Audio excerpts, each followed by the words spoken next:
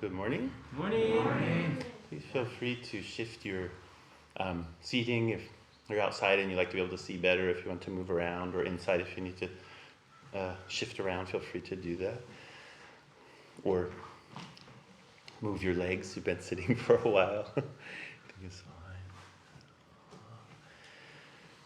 fine.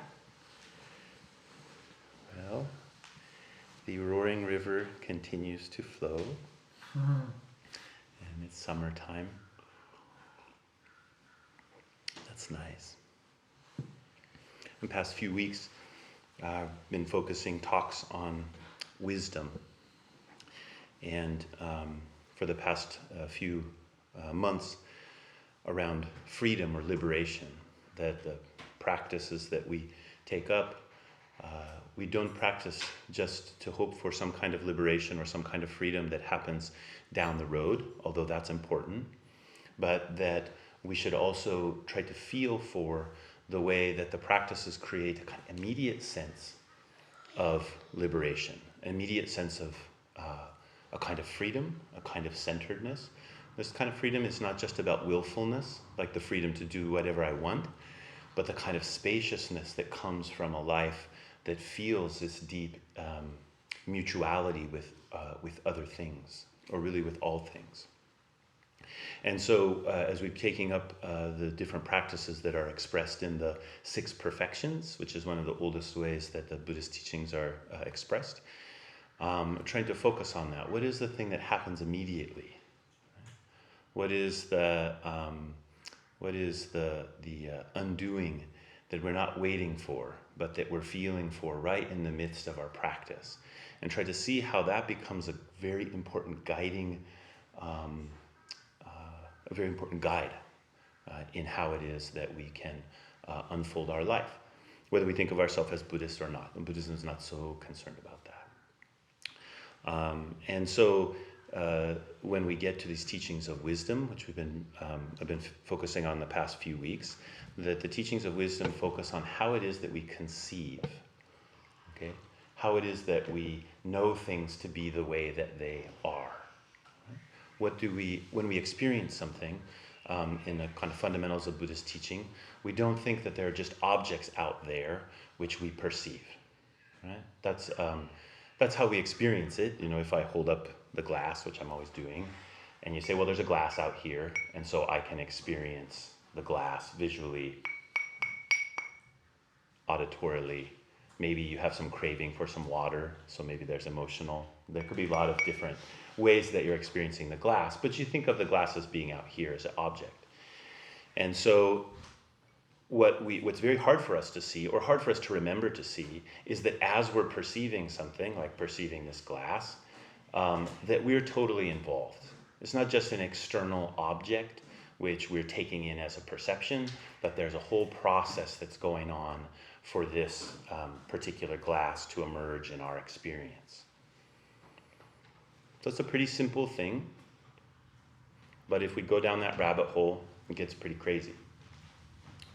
It gets pretty, a lot of the ways that we just think that the world is fixed start to come apart.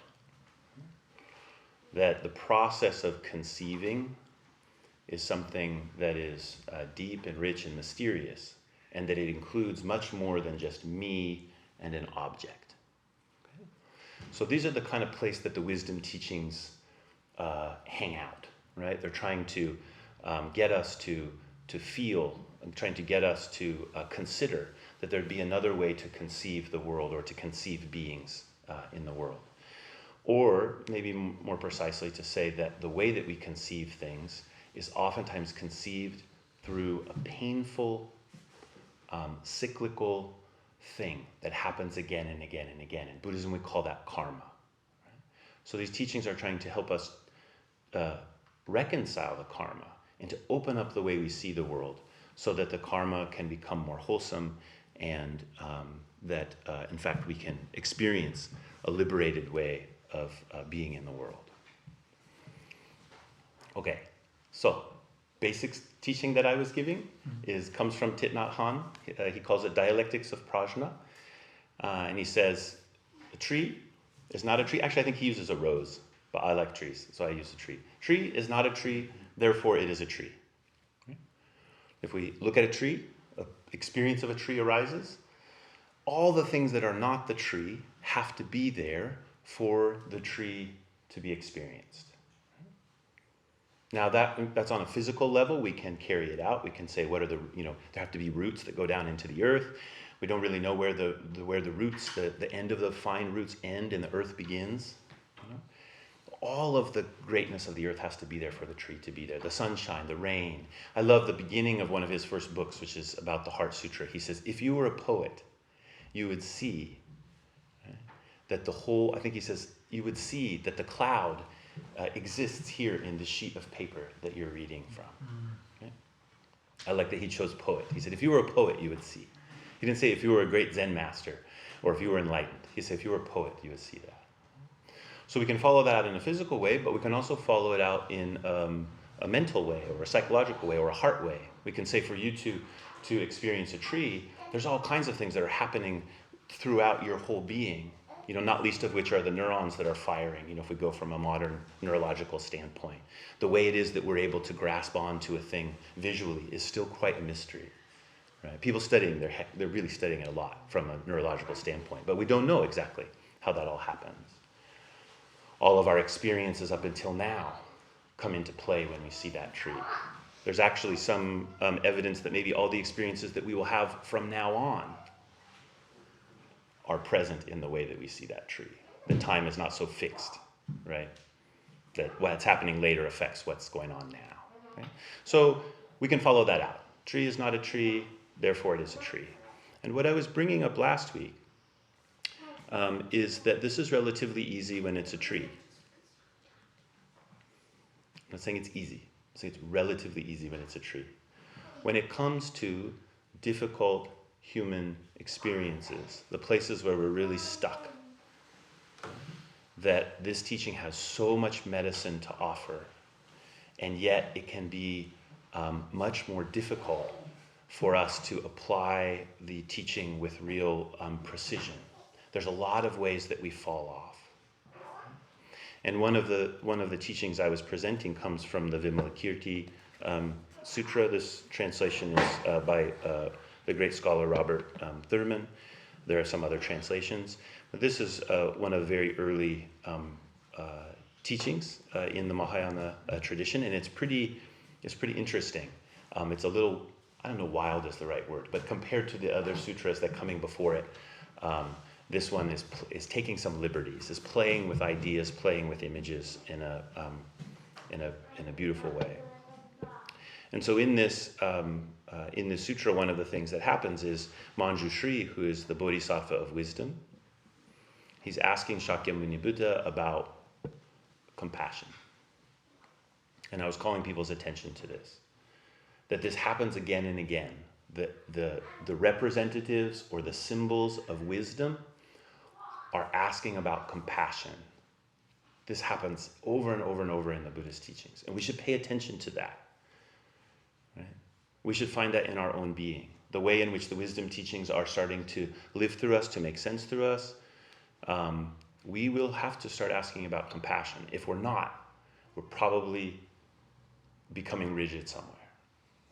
So Manjushri asks Shakyamuni Buddha, and Shakyamuni Buddha gives a beautiful answer, as Shakyamuni Buddha is inclined to do. And I love this part of this situation. There's a goddess who's listening, and so she comes because she's so impressed with the teaching. I don't even impressed is the right word. She's overjoyed about this teaching about compassion and love that Shakyamuni is giving to wisdom. So she says, I'm going to show up and make an offering. So she shows up and she makes an offering, and she rains down flowers on the whole assembly. And the flowers just fall down to the ground, and the bodhisattvas are all appreciative of the offering. But the flowers stick to a certain group that's in the assembly. And the group that it sticks to are the traditional monks, that we would call them the hearers. They're the ones who are the closest to the Buddha and received his initial teachings. Right? Now, in some ways, the Vimalakirti Sutras are kind of polemic It's like this later Buddhism that's like, hey, you guys, we need reformation. We're going to come up with a different story, right? So in a way, they're kind of dumping on the other school. But if we read it that way, I don't think there's much value in that. What we're trying to look for is, what did they discover that's been true all along? What do we discover that's been true all along that is a real jewel of the Dharma? And so Shariputra, having these flowers stuck to him, and he doesn't know how to get them off, he's one of the hearers, the goddess goes up to him and says, oh, how beautiful these flowers are. And he's like, they shouldn't be sticking to me. It's not proper for a monk to have these flowers, these adornments. We take vows against adornments. And she was like, your mind is stuck. That's why the flowers are stuck. Right? And then this conversation between the goddess and Shariputra unfolds. And what I was presenting last time, what I was focusing on was a short part of that 12th chapter in which the goddess switches places with Shariputra. Shariputra says to her, well, you're a goddess. You have all this wonderful insight, all of this wonderful accomplishment in the Dharma. Why don't you turn into a man? And I was explaining that in a patriarchal Buddhism, is this idea, it still exists in some places, although has largely shifted, that to be awakened, you have to be a man. And that the best that a woman could do would be to do a good life as a woman and be reborn as a man. And then she could really practice the way. I think this seems laughable to many of us now, although as you're congratulating yourself for how you are beyond all of that, I would recommend that you look more deeply. Don't just use Shariputra as the target for your congratulatory post-patriarchal, like as if that was a thing, mindset. So really listen to him. Listen to what he's saying. He's saying something that we say, right? I mean, all of us, particularly men. And so he says this to her, and she says this very interesting thing, which is what I want us to be able to explore today, and we'll open it up for that kind of discussion. Sussing out, I think I wrote in the thing for today. We can play with it a little bit. But she says this very interesting thing. She says, Shariputra, I have looked for my femininity for the 12 years that I have dwelt here in Vimalakirti's palace, and I cannot find it. I think this is just like central to emptiness teaching, right? I've looked for these 12 years, but I cannot find it. And Shariputra says, well, okay, well then why not change, basically? And she says, well, what if a magician just conjured a whole host of women before you that were all just a mirage of this magician's doing? Would you say to them, why don't you change your form? And he says, no, because they're not real. And she says, so why are you asking me? Why are you asking me to change my form? Okay. But if it just stopped here, I don't think I would feel so good about this teaching. I mean, it's headed in a good direction, but I don't think I would feel so good about it. Because it feels like an invitation to disembodiment. Like to say, oh, it doesn't matter. Like my femininity isn't real. My masculinity isn't real. My body isn't real. Nothing is real. So could we just get over it, right? But she does something very interesting in this next part. Because she's a goddess, she switches places. She becomes Shariputra, and Shariputra becomes her. So there's a groundedness that's happening. There's an embodiment that's happening. And she says to him, why don't you change your form? And I want to read the line there, because he replies in almost the same way, but I can't. Oh boy, I turned 50 last week. Ooh.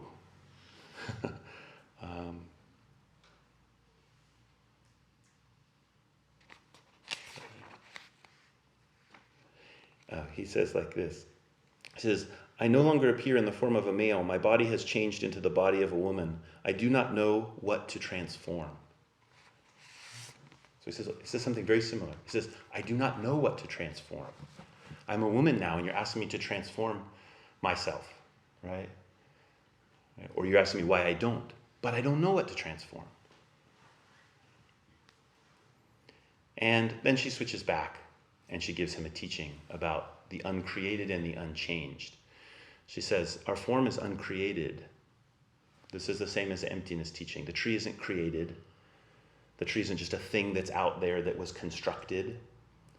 It is living. It is luminous, luminescent. It is impermanent because every moment it shifts and changes. To know the tree is not to have a fixed notion of treeness. It's to immediately encounter the aliveness of tree. That's what she means by it's uncreated. Right? And she says it's also unchanged. We can't change it because it's not a thing. Right? It doesn't exist as an object of our perception that we can change into what we want it to be. It is completely alive. Right? And so then they're appearing as the goddess. She says, why, I'm adding this on, but it's like, why try to transcend the truth of this? So Shariputra thinks to transcend limitations is the way to liberation. But the goddess is teaching him, no, what you see as a liberation, what you see as a limitation, is the total lived actuality. It is the suchness of being, which is one of the words, one of the titles for a Buddha or an awakened one, is one that comes thus or such. Right? Lived immediacy is what emptiness is inviting us to. So we get it almost just opposite all the time. We think emptiness is telling us to transcend, to get rid of difference, all those kinds of things. But actually, the invitation of not knowing is an invitation of total specificity of my being. It's actually the way that I can come forward as I am, is to not know, right? And to not create, and to not try to change, but to be present. So I believe we have a great jewel in this teaching. And I'm interested how people are working with it, places where you're like, I'm not sure about that, or places you're like, that doesn't sound right to me, or places you're like, well, how does that apply here? Let's kick the ball around a little bit. So if you're online, you can just jump in. If you're outside, we have a speaker here that the Jisha Kogen will point at you if you come up here to ask a question. And if you're in the hall, you can just gasho, and Kogen will point the microphone at you so that everyone online and outside can hear.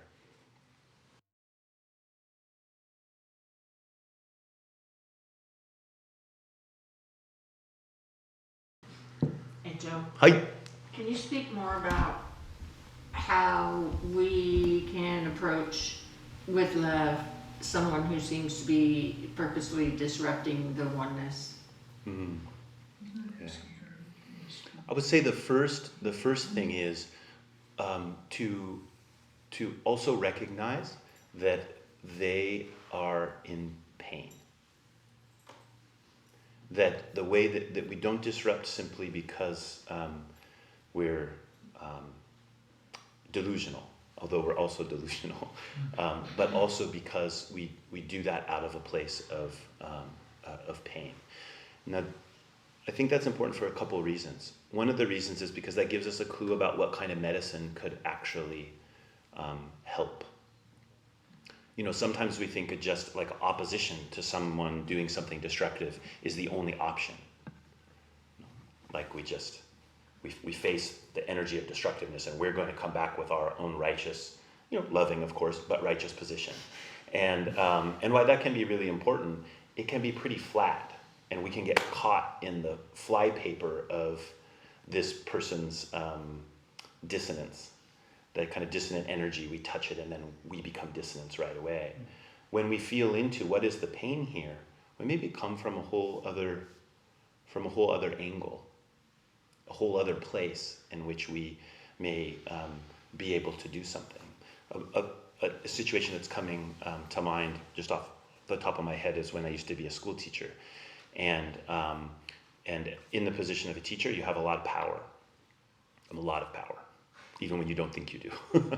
and so one thing that will happen is, it's very common. You'll be in school. Kids are forced to go to school. They're marched around in all these ridiculous ways. And so someone gets sick of it, right? And so they start acting out in the class. So with my persona, my embodiment, the tone and volume of my voice, I learned to just smack them down. I was good at it. like it was like a whack-a-mole sort of situation. And what I tried to do is I tried to provide enough enough outlet that wasn't all it was. And so that was effective in some ways, but I think it was also harmful in a lot of ways. Especially with the students who were they wanted to disrupt. And they wanted to disrupt because the world is disrupted. And once I saw that, I found that I could just go to them and I could say, hey, let's make a deal. If you need to check out for a couple minutes, these are the rules. You can check out for a couple minutes, but you and I have to connect about it. And the reason I said to check out was because it was good for them to get out of the situation, because the situation was too charged by the point that they felt like they had to really disrupt something. But when we would come about and talk about something, it would take a little bit. They were waiting for me to give them a lecture or to be the heavy in some way. But what I tried to do is just to feel very directly for the pain they were experiencing. To be present with them in whatever that pain was. And it was virtually always effective. That student would then start to trust me. And then this really interesting would happen. When they felt like they wanted to disrupt, they knew they were part of a community. And when I was really on my game, I would have them do that with other students. It wouldn't be me who was always checking in with them. That wasn't always easy to do in the context that I was in, or in my skill level at the time. Right? So I could change it, but I could change it because I had a lot of power, right? I was changing the way that I exercise my power. And it made the world a difference. And I went from being a teacher who was pretty strict and stern and kind of really fun, but don't mess with him kind of teacher, to a teacher where I didn't have to do almost anything in terms of classroom management other than listen and care. And I found myself doing things like when a student walked in the room, feeling where they were right away. And then if they looked like they were a little amped up, checking in with them before class started. Hey, how are you doing? What's going on? And building those kind of relationships. I think it's much more difficult when we don't have power in the situation, or our power is less in the situation, and we're facing some disruption in which we don't have so much control, over the situation. But I think the same thing applies. To feel for the pain means that then when we do stand up and say no, that we're not just in opposition. We're actually saying no to the other being because we know they need to be liberated from their pain too. And what they're about to disrupt, what they're going to inflict upon me, inflict upon the world, is going to entangle them as well as me. And I don't want that. I think this is really a very beautiful side of the teaching of karma. It's not just like what's the sack that I'm holding that I need to work out of my unprocessed stuff. That's the way we oftentimes think of karma. But that karma is actually me. It's where I stand. And I want the liberation to move through me and through whatever it is that I'm encountering. So those are some thoughts.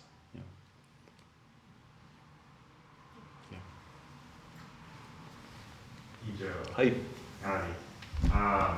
All right, so this is kind of something that maybe a personal thing, but I think maybe some other people might have this question as well.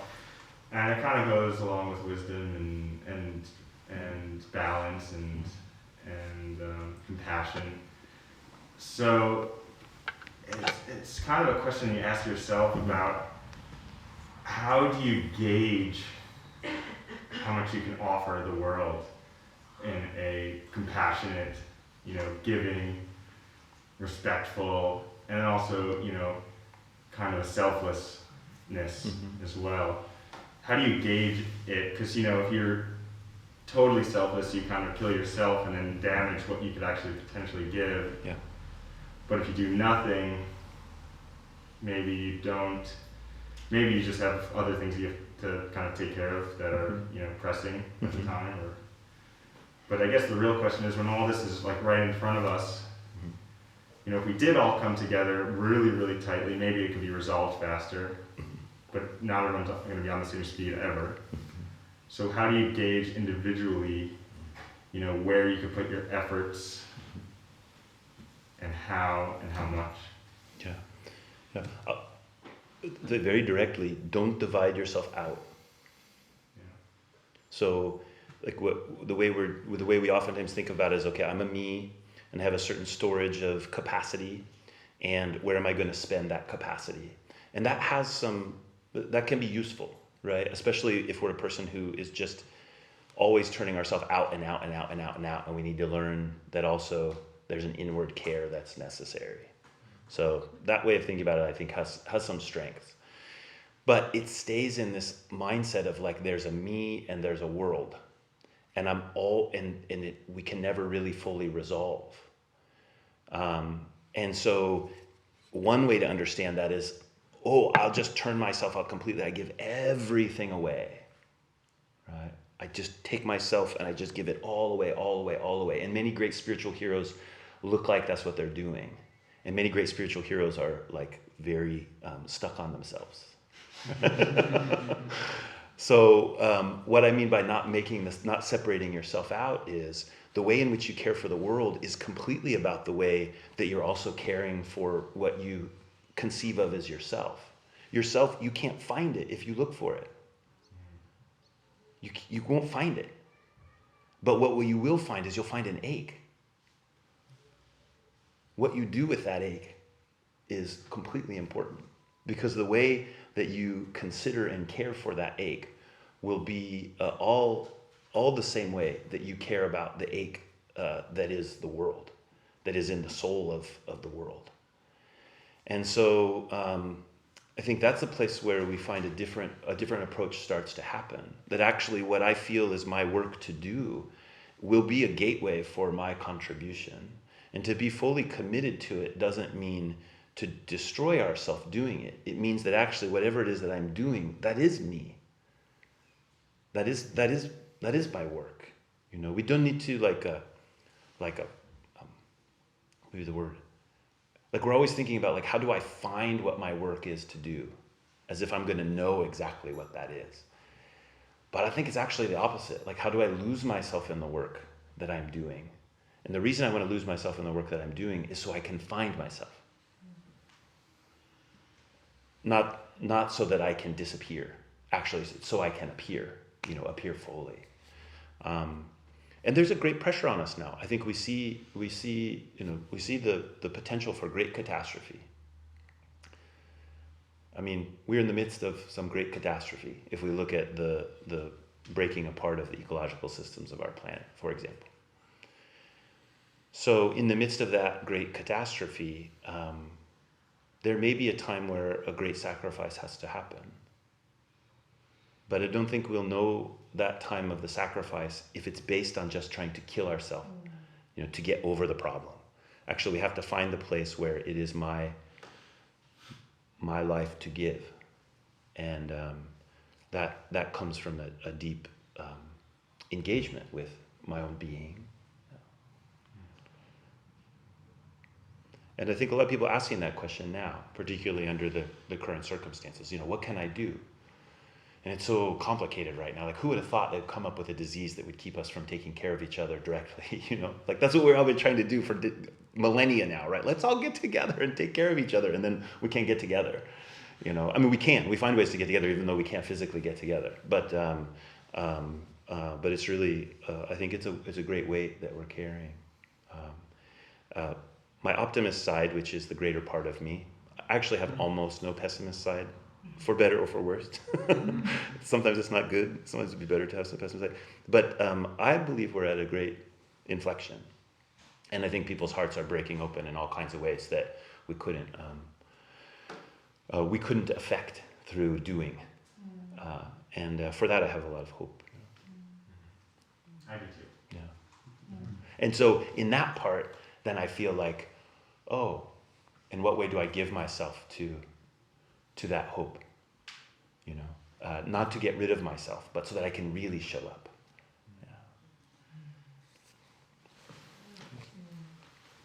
Yeah. Hi.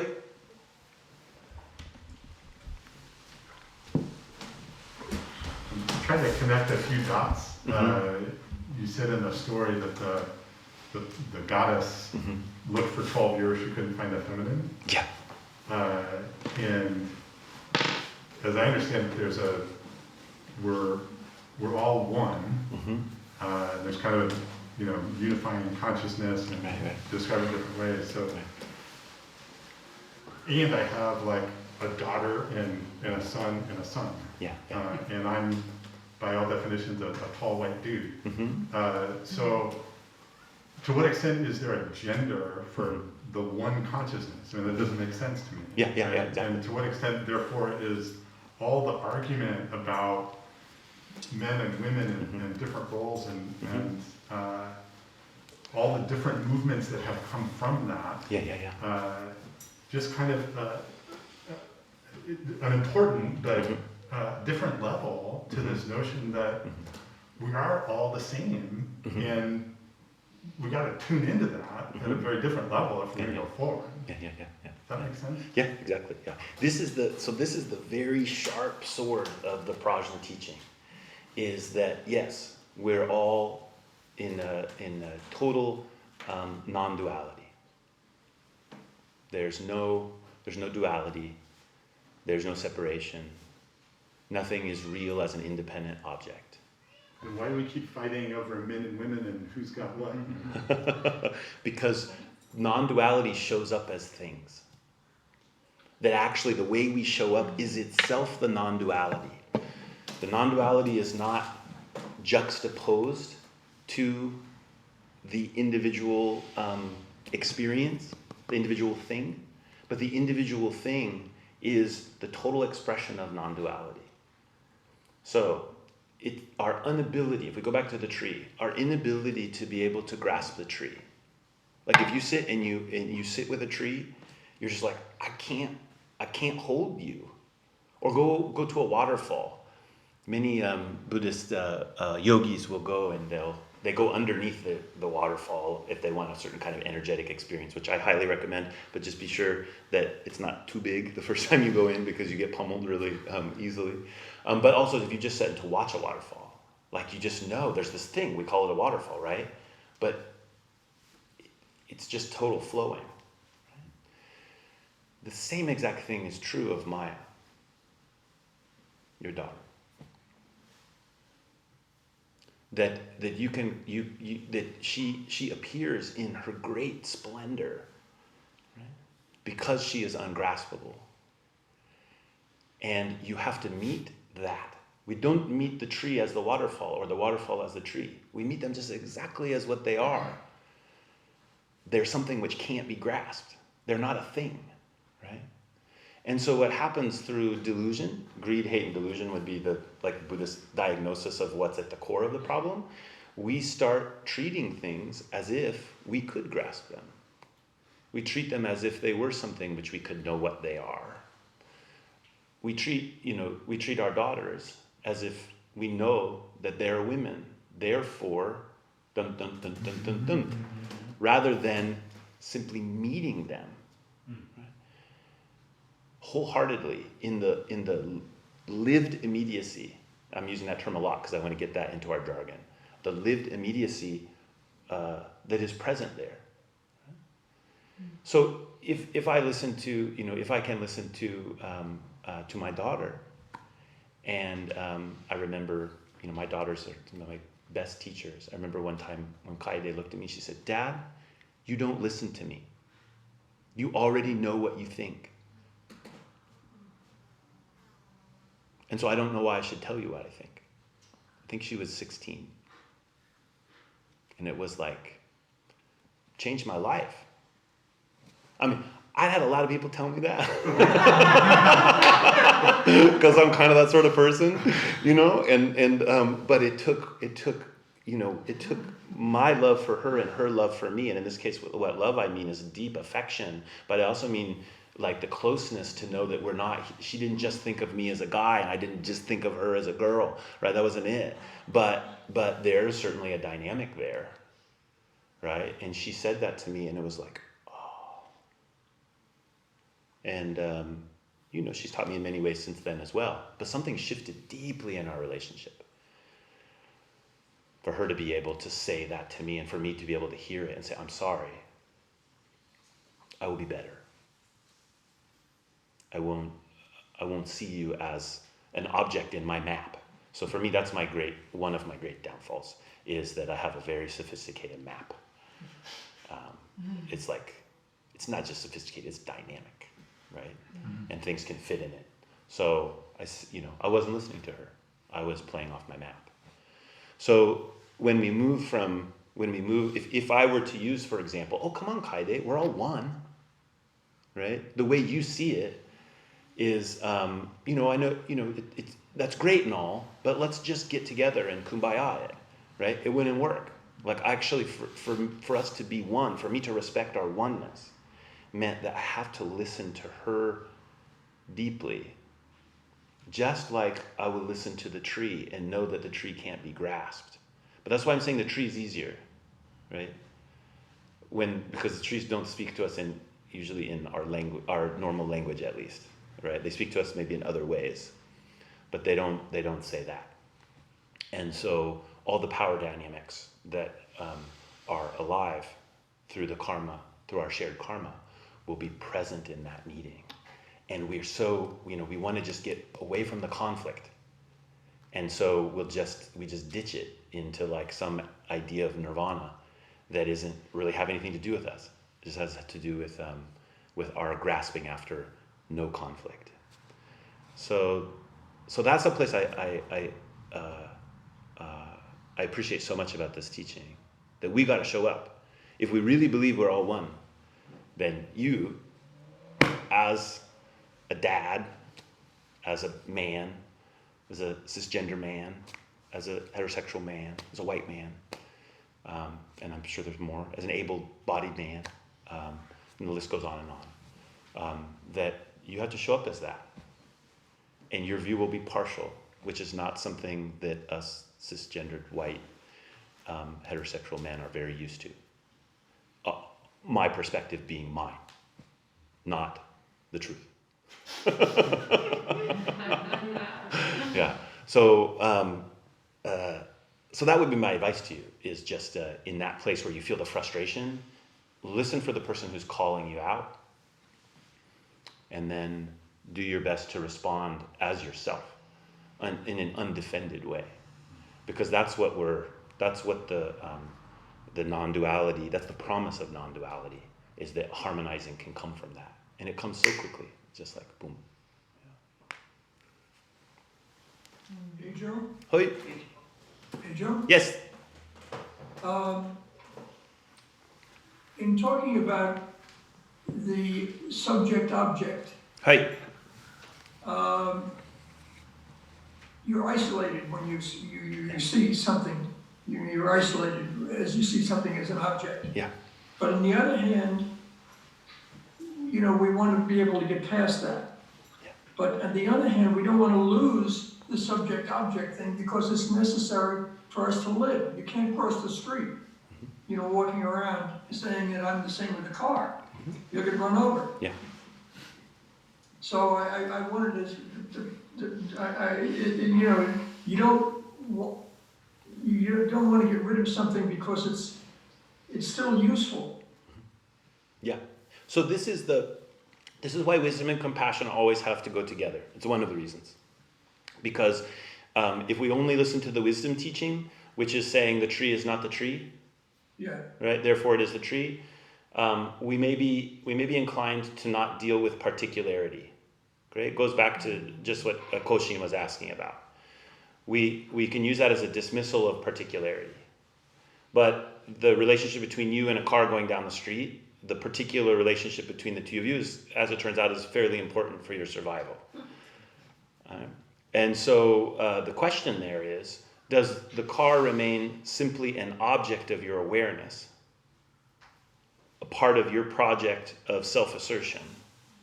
Or can you see a phenomena arise, and to treat it with compassion means to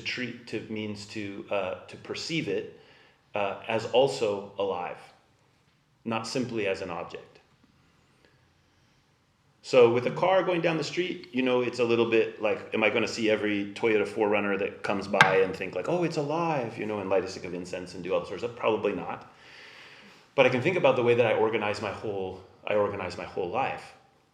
In what way do I treat the things around me as objects to fulfill the project of myself? And how can I shift the dynamic to see that as I treat them as alive, they're also treating me as alive?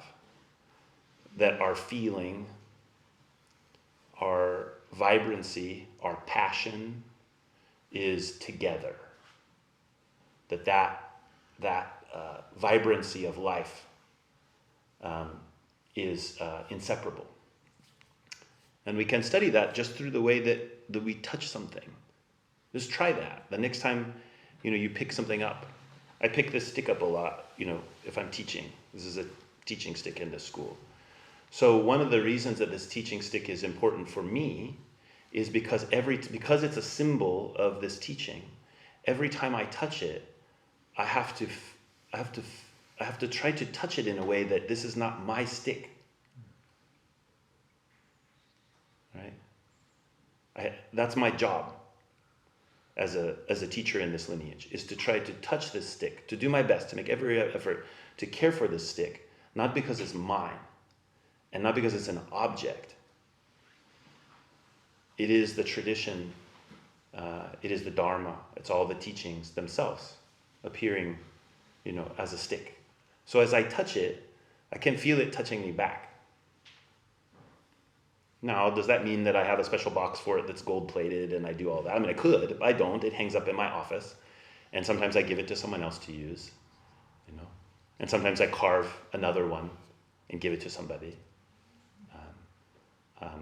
it's actually still the same stick, but now there's two of the same stick. But anyway, just an example of, it's a lot. How do I deal with that lightness? Now this thing becomes priceless. It's not something I can just buy and consume. It's my life. So this is the kind of shift that we're trying to make, and we can do this with all kinds of things. And as you do it, you'll find that you get more persnickety. What I mean by that is like when you're going to get like a coffee grinder, you don't just go, oh, this one will do, and when it breaks, I'll get another one. You may say something like, oh, I'm going to be living with this coffee grinder for a long time. Do I actually need a coffee grinder? Oh, maybe I do. How am I going to take care of that? How's it going to be a member of my family now? There's a woman who sews my samue, these kind of clothes for me. That she's a nun who lives in the Midwest, and she's always trying to get me to tell her how I like what she sewed for me. I've had her sew this over several years, and she's, oh, how did you like it? And I can never say right away. I mean, I want to be nice, and I want to say, oh, it's perfect, but it never is. The arms are a little too long, or something's a little bit funny with it. So I find myself always writing back to her. I said, I believe we'll become good friends. And like good friends, I don't write this all out, but it's like with good friends, the things that don't fit just right, both in me and in this beautiful thing you've sewed for me, we will get used to each other, and maybe we'll curb each other out a little bit, But I really think we should learn to regard things in that way. Anyway. Hey, Joe. Hi. Hey, Joe. Hi. Hey, Joe. Yes. Carl. Uh-huh. How are you? I'm good. Oh, good. On the the Dharma story, I guess I felt a little bit like, in terms of the last two questions, that there's still something missing, or maybe the two questions in the Dharma story all have to be taken together. That the story did ask us to kind of put the issue of femininity and masculinity in our face at some level. Yeah. And then it also tried to address at some level that simply seeing that as a set difference was not enough. But I feel like the question of like, what are we supposed to do as men with sons and daughters, or what are we supposed to do with cars crossing the street, still kind of, I guess I think they have to be taken together in the sense that, and I think this is what I heard Tenkan saying, is that difference does get work done. Difference gets work done. Yeah. And when we apply the walking across the street with the car to the issue of the kind of gender differences that we've been working with in our culture for the last 100 or 1,000 or 500 years, I mean, the construction of gender difference has gotten work done.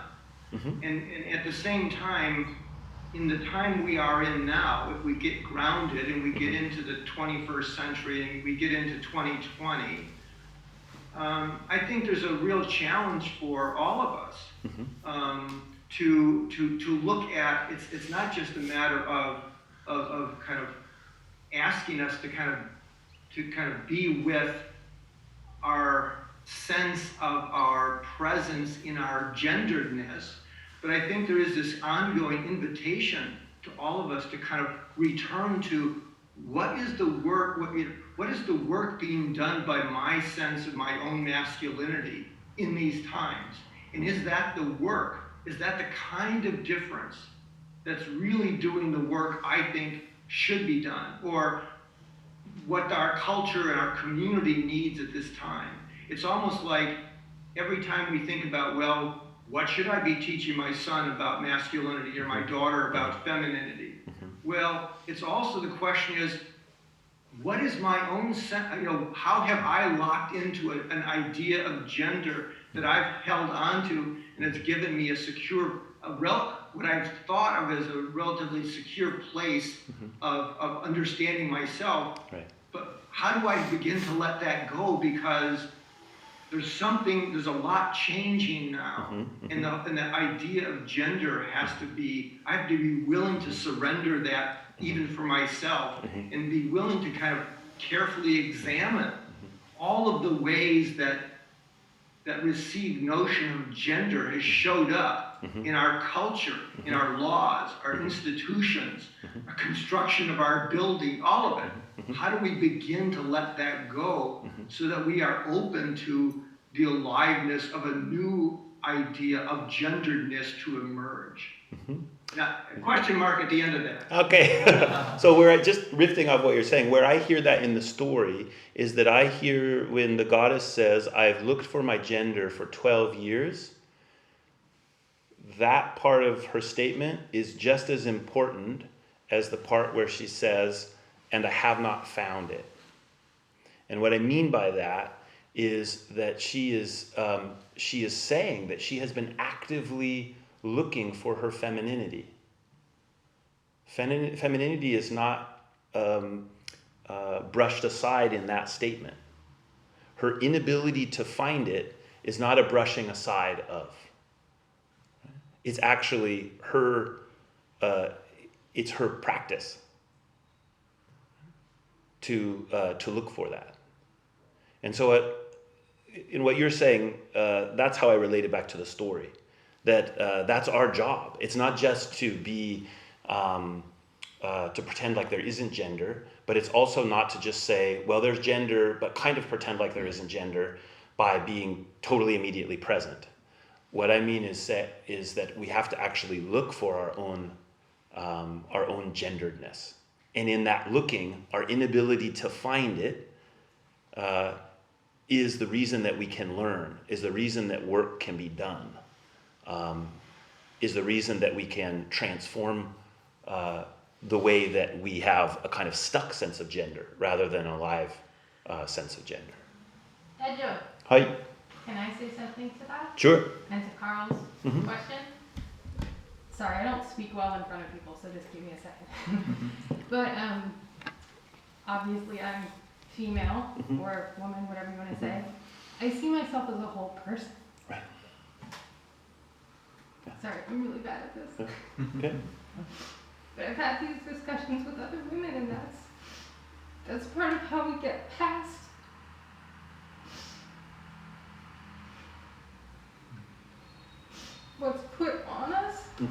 And men go through it too. Your gender is something that's put on you, but you're a whole person. And that's part of how you get through not living just as that. And I think I read the Goddess Story many years ago, and I really was impressed with it. And it's part of what I really identified with it, is that she's whole as she is.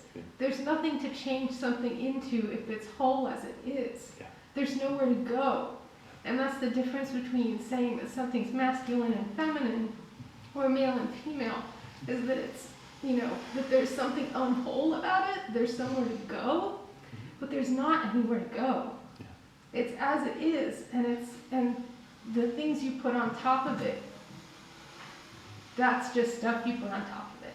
Yeah. Does that make sense? Yeah. Thank you. Sorry, I get a little, that's fun. And that, if I was going to add anything to that, or just pull forward with that, is the wholeness does not stand in the way of being a woman, or of being a man, or being neither a woman or a man. So that's the part that's very tricky, and I believe is I'm quite glad that you're bringing emotion to it, because it's deeply emotional, and that's also part of the wholeness. Yeah, Jim? I The part of the story that was interesting to me is like the last part where she changes places with him, or changes forms, because to me it really illustrated how it was simply how they looked, essentially. Like their core nature was the same, but it was like all of a sudden I have the aspects of a woman, or I have the aspects of a man. Right. And how those are such small parts of being quote unquote a woman or a man, like, and how it's like the almost the male and female ideas themselves are separate from the form of a male and female. Yeah.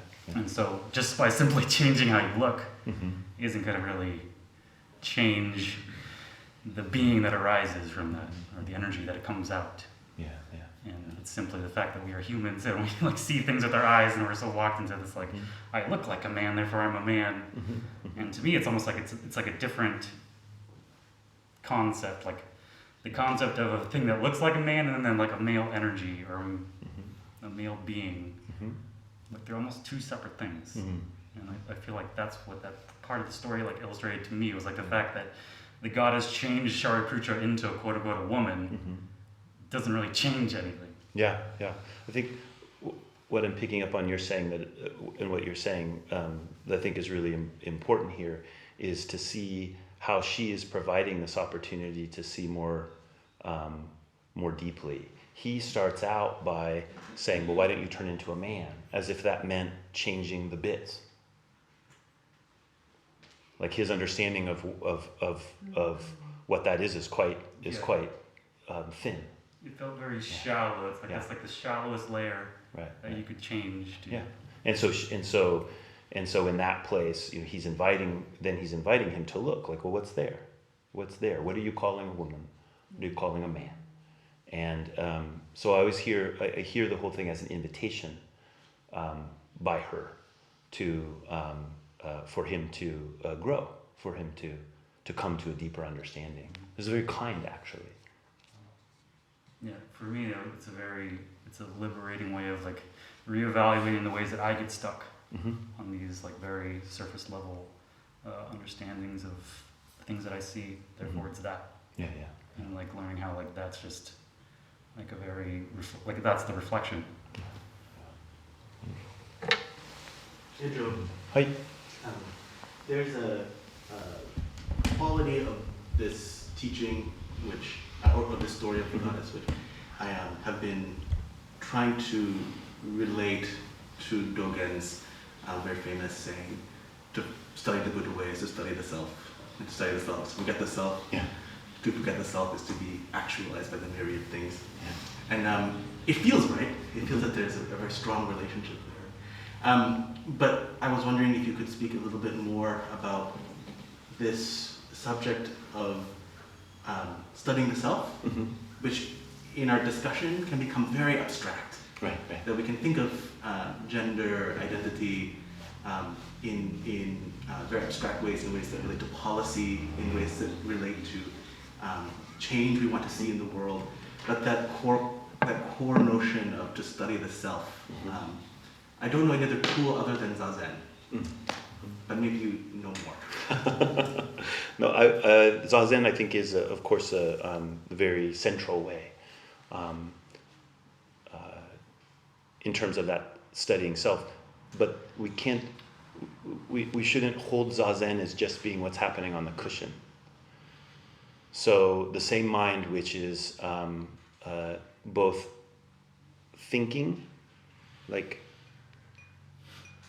observing phenomena, we could call thinking, inside and outside of us, and not thinking. So that's the teaching of Zazen, right? Thinking, not thinking is non-thinking. So all of that thinking that is happening, which is seeing, knowing, classifying, we don't try to boot out that thinking, but we allow the totality of that thinking to be still. And in its stillness, we realize it's not alone, that all of those thoughts are completely connected with each other. And so we don't only do that when we're sitting. You know? When we do it, we're sitting, we call it dhyana or we call it meditation. But when we're living it out, the exact same thing is how we study it. So if we're giving a gift to someone, then the way in which we give the gift, which both thinks, sees, experiences the self and the other, and the total relinquishment of the self and the other are together. They're not opposed to each other. But that's other place to study it. And that's when I'm saying we have to show up, radically as ourself. That's why, because that's the only place where the meeting can happen in which the stillness and the interconnectedness can be revealed. Which is the same in Zazen, I'm the only one who can do it. I have to do it totally. The self has to do it totally, with no sense of other, for that to be able to unfold. So I'm not sure if I'm answering your question exactly, but maybe I'm just pointing you to that same quality you find in Zazen is in all of the different practices. It is easy to talk about the beauty of this teaching, I think, but it is also the quality of when I look in the mirror and search for what I am so sure is there, is terrifying. And the stories I have told myself about what I can hold on to as myself, or the experiences that seem to make me up, start to get a little unclear. And this is hard. I think this is hard for so much of the activism I believe in seems to require at some point that you mark yourself and know who you are, because that's how you can affect change in the world. And this is telling me something else. This teaching is telling me something else. That the knowing oneself too clearly is, there can be an impasse there. There's a place that you stop. And that's very scary, I think, as a person committed to, as people committed to doing this work in the world. That it on the one hand seems to require certainty, but that certainty can be dangerous. I'm very interested in this word certainty. Like what I find is as soon as I hang my certainty on anything, it gets pretty weak. Like it. Yeah, but it's like, so, I'm sorry to come That's on. good. It is weak right? I have to make some sort of, you described earlier that at some point perhaps some great sacrifice has to be made. Yeah. Right? And so it is almost as though the actions we take to move along the changes we wish to see in the world requires that I give up something that I hold dear, and that might be like, it's okay for me to be deluded and think that there is certainty. Yeah. So that perhaps others, some other point in the future that I don't know, can benefit from that. Totally. So give up my, let me be deluded. Yeah. Oh, hallelujah. Yeah. So this is what I would say is, in that, our practice is don't dodge the karma. So at that point where we're fully convinced, we should. And the big thing from the Buddhist teaching is then don't dodge the karma. Meaning that don't make a story of your act is so pure that there will be no ramifications. That there will be nothing further to learn. That there won't be anything to be undone that had to do with that act. There's a famous story of the Buddha when in his previous life when he was on a ship, and because of his powers of mind, he was able to tell that there was one person on the ship that was going to kill everybody else on the ship and take all the stuff. And so in this story, the Buddha in his previous life, he kills that person. Right? And because he says, well, he was going to kill everybody. And the way that when people read that story for the first time, they think, oh, well, of course, yeah, it's better for one person to die than for all 50 people to die. But that's not what the Buddha said. He said, I killed him because I will take the karma for him. If he killed 50 people, right, then he will have the karma of killing 50 people. If I kill him, I will have the karma of killing one person. And I have a kind of spiritual development that will allow me to deal with that. He doesn't. And it's a very interesting story, which if we go into too much right now, we'll get a little bit wild. We don't have time for it. But the importance of that story to me is he had to make a decision. He had to act. And he had to act in a provisional way. And he knew it was provisional. And it being provisional meant that it will also have karma. And so what I'm trying to bring forward with this teaching is not that we shouldn't act, that we shouldn't have confidence, that we shouldn't find our provisional self and put it forward with all our gusto. It's actually just the opposite. We should put our provisional self forward with all the gusto. And as we do that, we'll realize it's my provisional self. No less me. It's just that my me is ungraspable, just like the tree. And so that means the karma will have to be phased. Let's just have one more, although we're quite over time, but Linda's been waiting patiently. Thank you. I want to keep it very succinct. I have an observation, a question, and 3 bits of pain. Okay. The first, the observation is that in this assembly today, 3 women have spoken. I'm the 3rd one. I don't believe that, and probably 10 or 12 men have spoken. It's just an observation. The question I have is, how would you advise, how would you advise a person in the assembly when the teaching appears to be failing?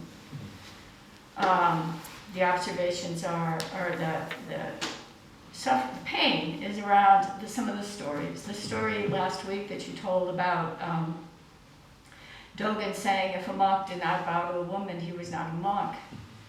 And my suggestion is that it only goes part way if a monk does not bow to a woman and step aside. He's not doing his duty. The second issue, oh my God, this is terrifying.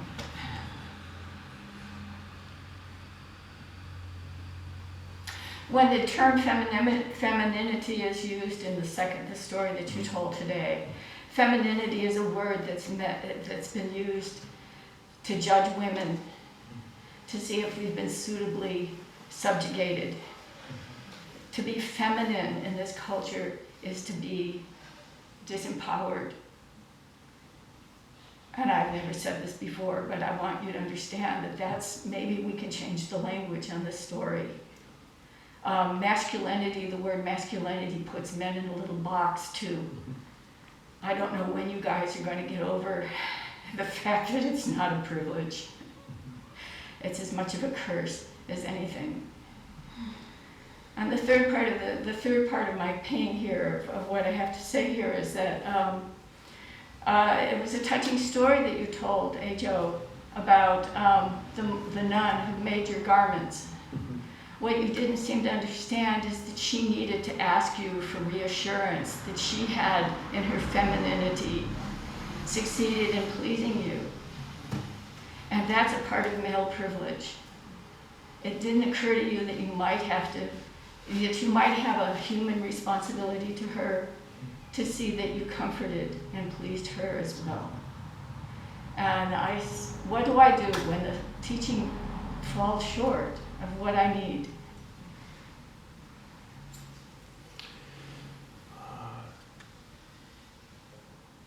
You say so, which you're doing now. And I thank you for that.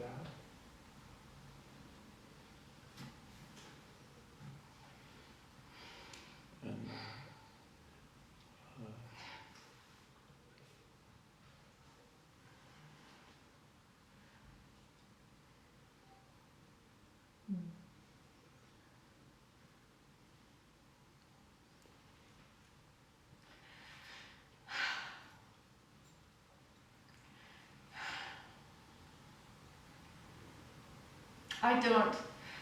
I can barely comprehend what black people in this country feel like after struggling for 300 years.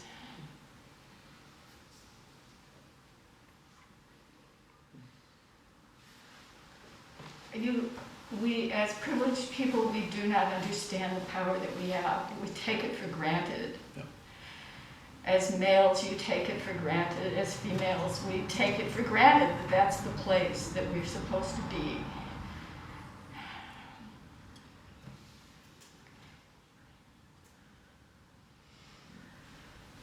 We're all bigger than that.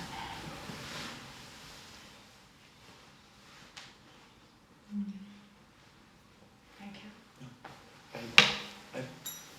I don't want to just be the last person that speaks, but I also want to say that I want to do this work. I know you do. Yeah. I know you want to do this work. I wouldn't be standing here today if I didn't think you wanted to do this work. I believe that you are completely committed to doing this work. And so to me, this is an example of what it takes to do the work. And again, I thank you for meeting me in that, in this place. And I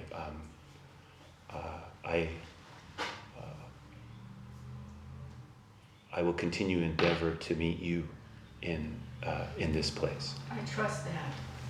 I do. I trust that totally. I would never be here if I didn't.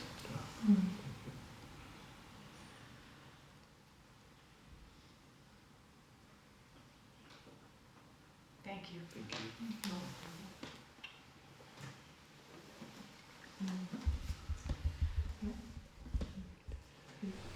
Mm.